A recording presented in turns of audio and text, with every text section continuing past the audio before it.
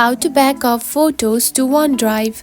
If you have been using the OneDrive application and wondering on how to back up photos on it, don't worry.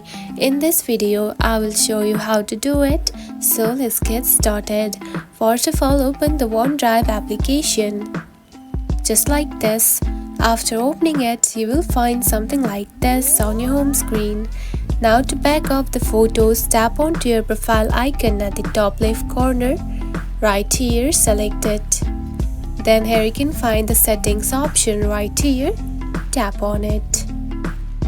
Then here you can find camera backup. Tap on it. Now to turn the photos back up, tap onto this button right here and turn it on. Just like this. And after doing that, your backup for photos will be turned on. And that's it. This is how you can back up photos to OneDrive.